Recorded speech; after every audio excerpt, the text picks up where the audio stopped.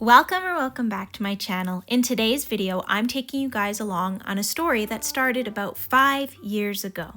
So first, I'm going to show you guys how this story is going to start. I am going to use my handy dandy 1-inch circular hole punch. I love my circular hole punch. You will probably see it more than once in various forms on this channel. I'm going to use a handful of paintbrushes. Some of these paintbrushes I got in, I think I got them all in different, art subscription boxes. I know I got one of them for sure from Art Snacks, but that's neither here nor there. I'm going to be using a more rough paintbrush here, and the other two are some nice fancier paintbrushes that I think I got in Art Snacks boxes. And then the whole point of this video is the Malibu mixed media art crayons. I have a variation of them. I have 4 right here. And this was the catalyst for the entire video. I was so frustrated because I didn't know what to do with them, so I decided to make a project with them.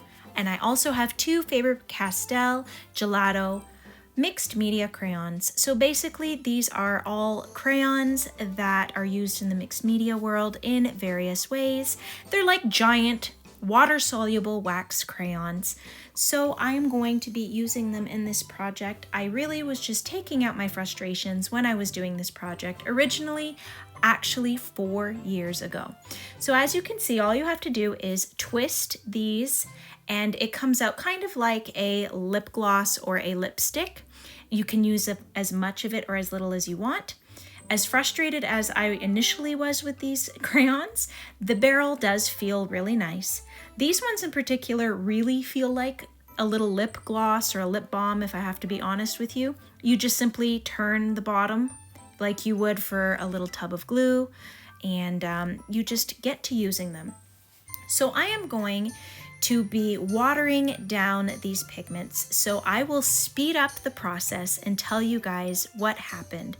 So a few years ago, I was subscribed to many different art subscription boxes. I have tried all of them. I've tried Art Snacks and Scrawler Box, etc., etc. If you are into artsy things, you have seen a variation of these boxes. I've been with Sketchbook. I've just been with so many. I've tried so many. And at one point, I don't know why and I don't know how, but for some reason, it seemed like for a little while there, I was constantly getting these kind of little mixed media art crayons. And at one point, I just got frustrated because I'm like, I don't really know what to do with them. This also coincided in a period of my life where I was actually teaching art at the elementary level. So I decided to, first of all, I needed to take out some frustrations. I did it here, and I just needed an idea, and I was planning to use this idea with my students, and it ended up that all I did was brainstorm because of the you-know-what worldwide. School got shut down. I had to teach art on the online measures, and I couldn't bring things into my students. I couldn't print things off for them in the same way. So I just decided I'm going to put a pin in it and use my stuff another time. So basically this project, literally it is what you see. I am just coloring randomly, wetting the paper, and just doing a giant mishmash in the sake and in the form of just using these crayons. I wanted to use them so badly, and I'm like, they're mixed media. I'm gonna do texture, I'm gonna water them down. And I did it, like I mentioned earlier, on a recycled piece of paper that had markings on the other side. So essentially I am making my own little piece of scrap paper, my little scrapbook paper. And I have scrapbooks full of various papers, so what you're going to see me do later on could very easily be done with your own scrapbook papers or fancy, wrapping papers that you might have. But I did this and I wanted to use what I had, and I'm going to show you guys various ways I ended up using this. So the only reason I would recommend doing this is, first of all, it's a very mindless, relaxing, repetitive activity, and it really doesn't matter what your paper looks like at the end because we are going to be cutting it up. So you're going to see me just do some normal mark making, and then I'm going to cut it up. And essentially it's a lot of work, but it's great to use your supplies and just relax and to get some frustrations out. So I waited for my paper to be dry to add in some more marks like you're seeing me do. And then of course, once it's fully dried, that's when you can choose to cut it up. I happen to have a circle hole punch like I showed you in the beginning. And for the purposes of this video, I am not closing the little trap to catch them because I essentially want to make as many circles as I possibly can. So that is what you are going to see me do. Circles are one of my favorite shapes, and initially I just wanted to do as many circles as I can to do a circle-based project with my students. So as you guys can see, since the paper has no rhyme or reason, every single circle ends up being completely different with its own markings, own colors, and own personality, which is exactly what I was going for. So guys, lesson learned. Just trust the process. Something might look ugly, but wait for the ugly phase to pass. So I want to utilize as much as I can for this entire paper. So I'm going all around the border right now. As you can see, chomp, chomp, chomp, click, click, click, as many circles as I can get.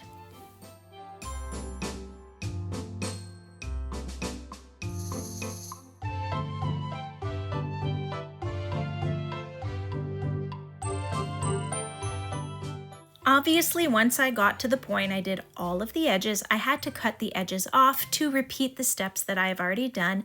I did it as carefully as I could because now I have a little border that I can use when I'm doing some collage or something else. So if you are careful and mindful, you can have the least amount of waste as possible. So far I'm really happy with these because they are all looking very different. The more different each circle, the more options I will have to do fun little artworks afterwards.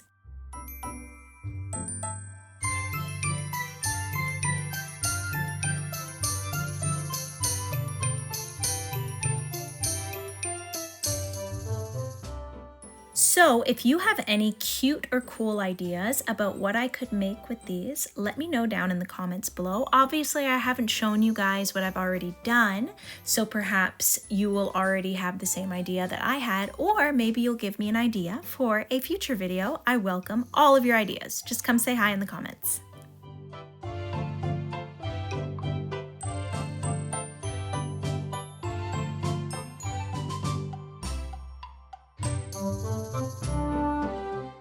So it's been more than once that I mentioned that a circle is my favorite shape. Believe it or not, I have a second favorite shape, but I'm not going to tell you guys right away. I'll mention that in a future video. But my question for you is, do you have a favorite shape? If you do, feel free to share it with me in the comments below also.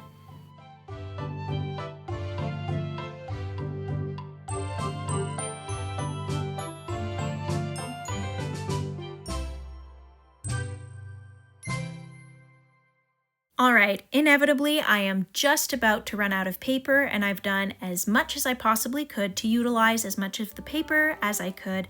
I was really happy because I do my very best not to be wasteful. So my question to you is, what is one of the most out there projects or crazy projects that required a lot of creativity or thinking outside of the box that you might have done before in order to not waste or to utilize what you have? I would love to know. So now you guys can see I have a bunch of circles. I technically would have definitely had enough to make an activity with the children, even though, like I said, I wasn't able to. So now I'm just looking through different ones, and as you guys can see, some of them are very colorful, some of them are different. I'm going to put them all away in a little bag. I'm going to sort them out. Some of them have markings from the other side that I end up preferring, and some of them have markings from the mixed media, watered down little scrapbook side that I made. So I'm going to show you guys some brainstorming I initially did for the activities for my students, and then I'll do a whole fresh activity all the way down at the end of the video, but you need to stick around in order to see that. So first of all, as you guys can see, I wasn't joking. This was way back a few years ago, so this is an older idea. So obviously I had younger students. You can't go wrong with balloons. I was thinking of some kind of balloon activity, and I just thought balloons initially. It was my very first idea. I thought, you know, something could be done for a happy birthday. It could be optional. Maybe I'll draw the bear and they can stick the little balloons on after. Anyways, I brainstormed. It's a nice memory. I never used it, but now I'm using it to share with you guys. So that's fine. That's perfectly fine. I had another idea. I thought, hey, we can make flowers. But then I realized, because of the age of my students, I'm like, okay, the flowers might end up being a little too hard for them. I might have to draw them out, print the paper, then they stick it after. But again, it didn't end up being feasible. But these circles made for really good flower centers. So again, another brainstorming page, another idea that I had, and now I am just simply sharing it with you guys all these years later. I actually have one more brainstorm that I ended up doing. I had a lot of boys in my class, so I was really drawn to this idea of making a planet page. So over here I have a moon, I have a planet. I had worked on lines and facial expressions with my students before. Anyways, the long and short of it, I had a whole bunch of little planet ideas here, and I wanted to explore, again, facial expressions and lines, making it easy. I even wanted to add maybe a little outer part that goes with the pattern that's already there. I was really excited for this one. And it's okay. Like I said, it's a wonderful memory in my sketchbook. I ended up taking some stamps that I have, adding in the stars, adding another little ring around, going with the pattern. And now when I look at this page, it's a nice memory. I used my stamps that I don't often use, and it kind of reminds me every time I see it, hey, you've got stamps, girl. You need to use them. So like I said, my initial plan didn't work out, but now I'm sharing it with you guys, and hopefully I'm inspiring you and giving you ideas. So if anything I've said or done so far with my old ideas has inspired you, feel free to tag me over on Instagram. I'd love to see what you made. So I'm about to hop on over to a fresh new page and do something in real time with you guys using the supplies that I still have. First of all, I'm removing all the markings because it's unavoidable to get marks all over your sketchbook pages because you're playing around and moving around so much. It's inevitable that even simple pencil marks don't go on the other side of the paper. As you guys can see here, I have two bags.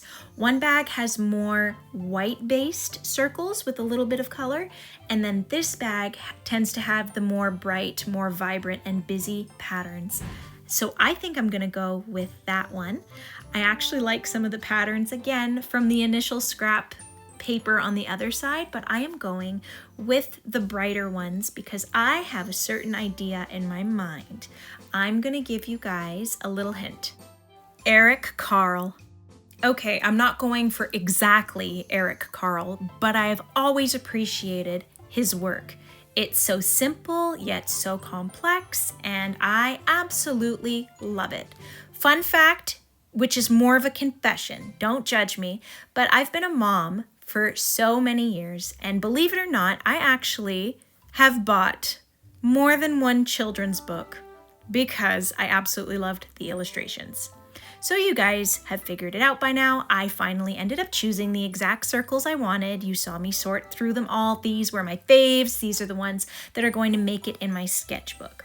Now, of course, the reason I said Eric Carle is because it's very similarly linked back to the Hungry Caterpillar. I'm not exactly going for that. I had the idea way after the fact, and I'm just using the opportunity to do something really cute and really illustrative because I thought of the Hungry Caterpillar. So I'm not purposely trying to imitate it. It just so happened that I had the stuff for it. So I'm doing my own spin on it. So over here I am using my Sharpie creative markers. I will actually link a previous review that I did of these below. It's actually my best video so far because my channel is really small right now and it's my most viewed video so far. So I will share that with you guys. So like I said, I want this to be very child friendly and very illustrative. So I am doing bright green rolly hills so that my caterpillar can live in a happy, lush environment. In my mind, I was thinking children's book, super bright, super colorful. And I absolutely love these markers. I won't gush about them now. I've given my opinion actually in a vlog and in a review video, and I'm just very pleased with it. The streakiness is something I spoke about before, and I knew this because I've played with them before, and I actually purposely didn't cover the streakiness. I knew exactly what I was going for. I wanted to use patterns for texture, and I wanted the streaky lines to show through, as you guys can see. So it's a stylistic choice. I just wanted there to be lots of greenery so that there would be a contrast for my red caterpillar.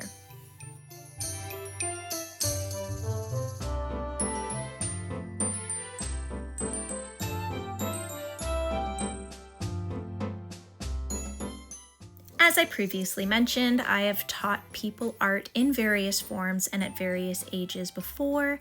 I am currently a homeschooling mom. I am a mom of 3 pufflings.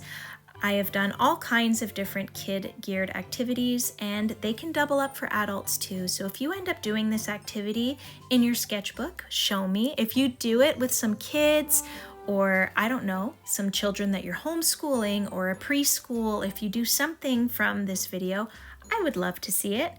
Or if you end up showing it to your students, that's fine too.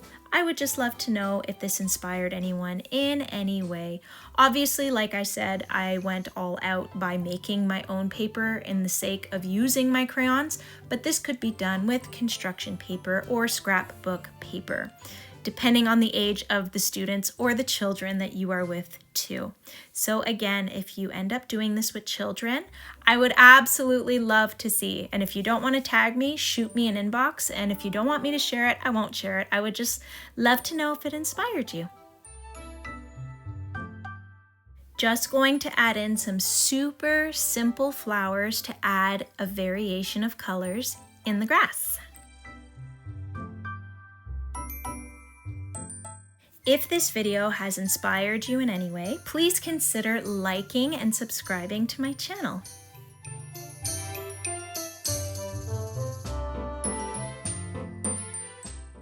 So now that my super simple flowers are done, I am just simply outlining my little roly-poly hills and adding some contrast. So now I'm going to have a very bright, very busy, and very colorful sketchbook page. And now I was able to share a memory with you guys. So if this inspired you in any way, and if you enjoy just random sketchbook ideas like this, and you enjoy hearing the random stories that go along with it, consider liking and subscribing to my channel. Thank you so much for sticking around till the end. I'm so happy you're here, and I hope I see you again. Have a lovely day, everyone. Bye, guys.